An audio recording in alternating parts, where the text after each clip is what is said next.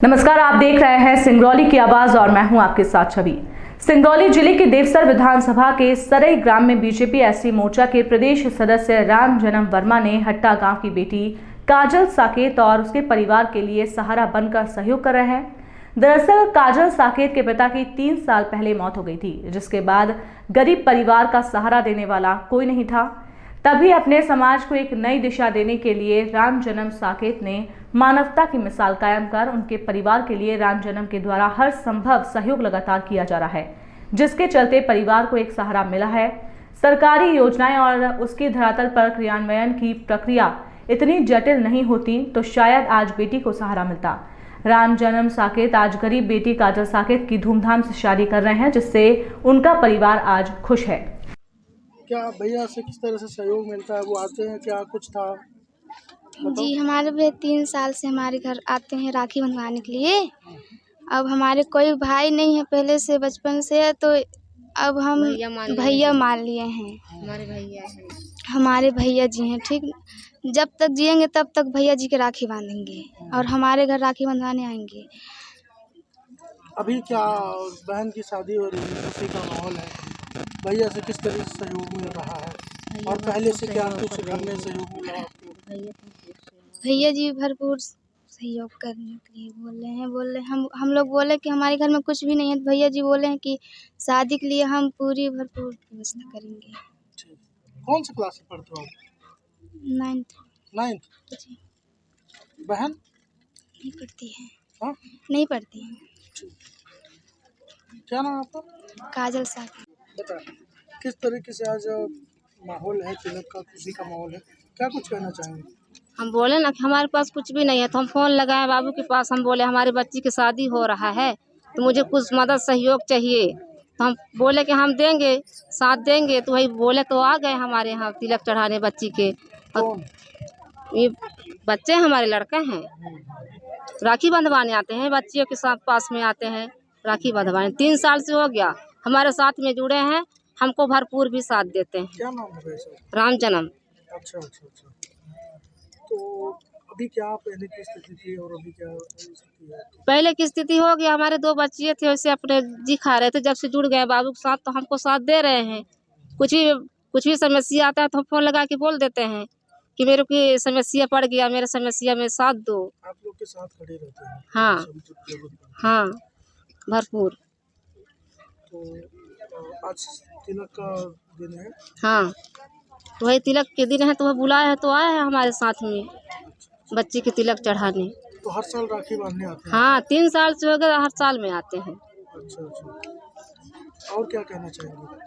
और क्या, शादी के बोले कि शादी की व्यवस्था कुछ भी नहीं है, तो शादी के लिए बोले कि हम हर कुछ पूरा व्यवस्था करेंगी। और कोई विधायक से कोई सहयोग मिला आपके? जो कुछ भी नहीं मिला, जनप्रतिनिधि होते हैं वो लोग कुछ भी नहीं मिला है, करते हैं कुछ सहयोग? कुछ भी नहीं किए हैं। अच्छा।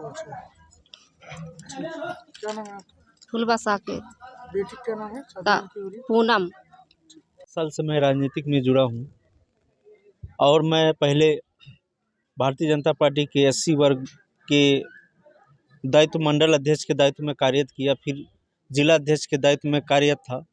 आज लगभग 3-4 साल से लगातार देवसर विधानसभा क्षेत्र में, और चाहे कहीं भी कोई भी विधानसभा हो, लेकिन अपने कोई भी जाति या कोई भी समाज का व्यक्ति हो जो गरीब और बेसहारा, और कोई भी दुर्घटना ऐसी चीज़ अगर हमको सुनने में आती है तो हमें बहुत तकलीफ़, और हमें कहीं ना कहीं लगता है अगर राजनीतिक करते हो आप तो दिमाग से राजनीतिक नहीं, दिल से राजनीतिक करना चाहिए।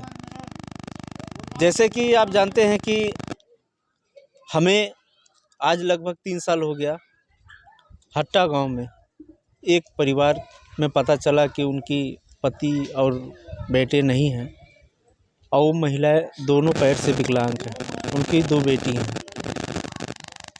ये पता चलती है मैं उस परिवार में पहुंचा और दोनों बेटियों को बहन मानकर राखी बंधवाया और उस परिवार को सुख दुख में भागीदारी बना और लगातार बनता रहा। आज उसी घर के